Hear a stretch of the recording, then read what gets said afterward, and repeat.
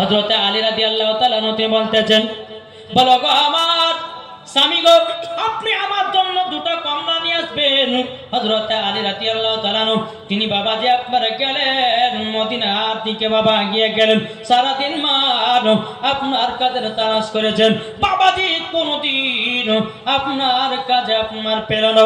হযরত আলী রাদিয়াল্লাহু তাআলা আনহু তিনি বাবা এক পা দুপা করে বাড়ির দিকে রওনা দিয়েছেন।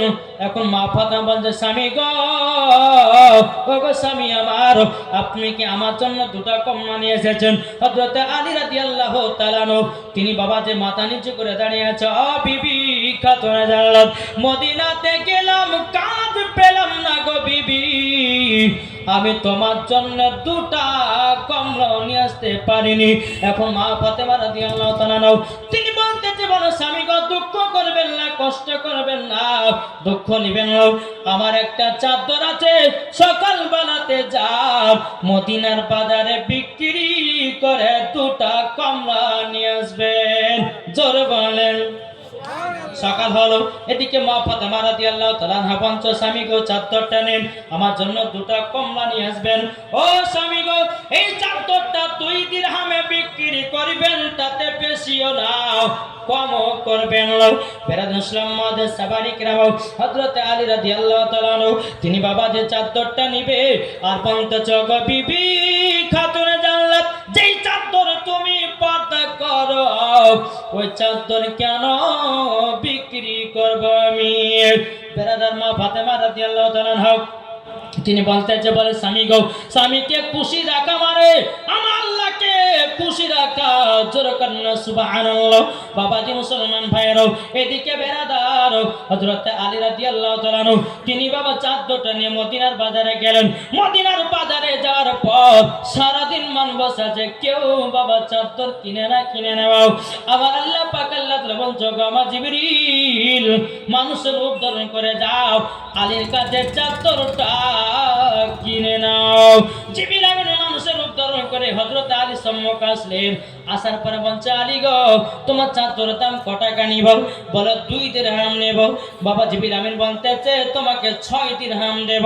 বাবা হযরত আলী বলতেছেন, 6 দিরহাম নেব না, আমি 2 দিরহাম নেব। বলে কেন, কিসের জন্য নেবেন না? তখন বলতেছে, আমার স্ত্রীর চাদর 2 দিরহামে বিক্রি করতে বলেছে, 2 দিরহামের বেশি তো করব না, কমও করব না, আমি 6 টাকা দিরহাম নিতে চাই না, 2 দিরহামে বিক্রি করতে চাই। এরই নাম ছিল হযরত আলী। জোরে করেন সুবহানাল্লাহ। বাবাজি মুসলমান 2 দিরহামে চাদরটা বিক্রি করে দিলেন।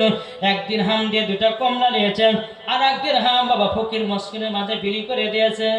সুবহানাল্লাহ সুবহানাল্লাহ। জি, 2টা কমলা নিয়ে রাস্তা দিয়ে চলে যাচ্ছেন। হযরত আলী রাদিয়াল্লাহু তাআলা আনহু এক ফকির বাবা বলছে, বলে আলী গো, 7 দিন ধরে অনাহার আছি, কমলা দুটো আমাকে দান করে দাও।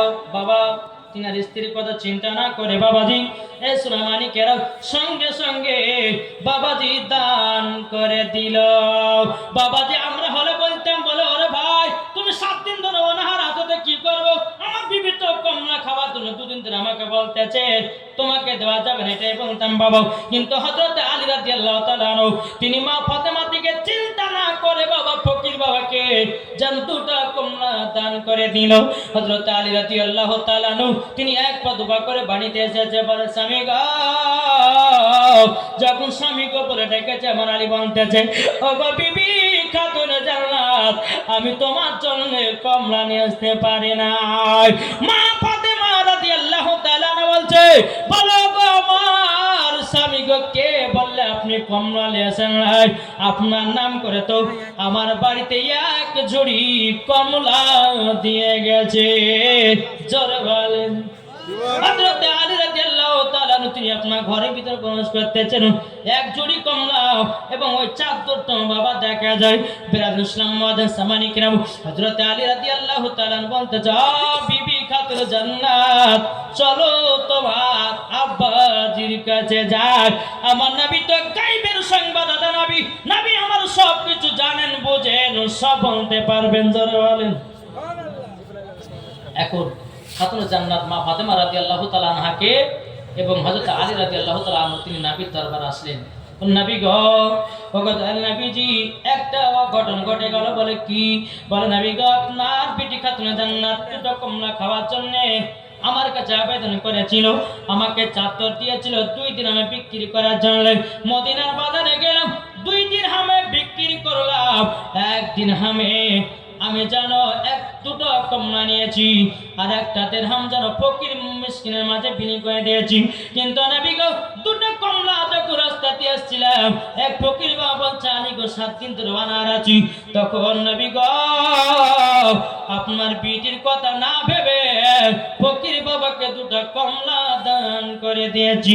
বাড়িতে এসে দেখতেছি 1 জুড়ি কমলা এবং চাদরটাও দেখা যায়। ওগো নবীজি এটা তো বুঝতে পারি না, আমার গায়েবের সংবাদদাতা নবী বলছে বলে আলী গো শুনে রেখে দাও, শুনে রেখে দাও, তোমার কাছে যিনি চাদর কিনেছে কোন সাধারণ কোন ব্যক্তি নয়, ইনি হলেন একজন আল্লাহর ফেরেশতা জিবরিল আমিন। আর তোমার কাছে দুটা কমলা তুমি দান করেছো, কোন সাধারণ কোন ফকির নয়, উনি হলেন আল্লাহর ফেরেশতা। তোমাকে পরীক্ষা করেছি, পরীক্ষাতে পাস হয়ে গেছো।